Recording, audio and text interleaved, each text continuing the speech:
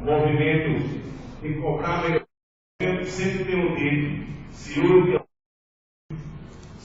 alguém vai pagar, está sendo apurado, foi aberta a inquérito administrativo e foi formada a comissão para tudo ser esclarecido, porque toda a população de Gravatá tem direito de saber realmente o que se acontece.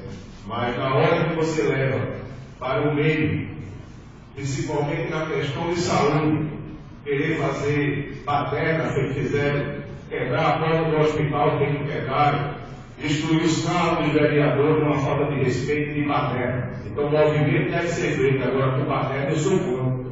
Porque o patrimônio público.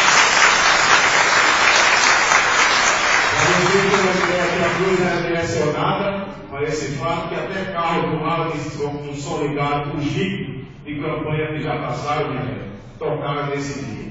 Agora eu queria perguntar a vocês, todos que estavam na linha de frente daquele movimento, quem foi que foi visto na missa de sétimo dia daquela criança? Ninguém. Então, isso é doloroso, mas entrego a Deus e vou mostrar a vocês que apesar de alguma dificuldade que eu sinto, que eu sou franco e transparente, mas aquilo que eu não sei, eu procuro aprender e procuro respeitar quem sabe. Então, a minha luta vai ser constante e vou mostrar a vocês que o meu grande desafio é ver a saúde de Gravatá melhorar. E para isso eu conto com o apoio de todos vocês e tenho certeza que todas as horas que for preciso convocar vocês, vocês vão estar aqui presentes, porque sabem que eu estou bem intencionado, tanto eu como o prefeito. Nós não estamos fazendo gestão, olhando pelo retrovisor e querendo mostrar os defeitos que por aqui passaram. Vamos mostrar que nós somos capazes e nós vamos fazer uma saúde melhor para o nosso município. Então, uma boa tarde a todos, mais uma vez.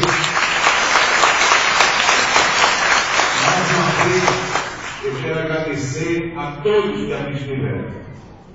E quero dizer que conte comigo todas as horas que você precisar. Não precisa ter agenda. O telefone é ligado 24 horas. E todos aqui que me ligaram, nunca deixei de atender, nem vou deixar de atender. E se Deus quiser, tudo vai dar certo. Uma boa tarde a todos. Fiquem com Deus e até a próxima oportunidade.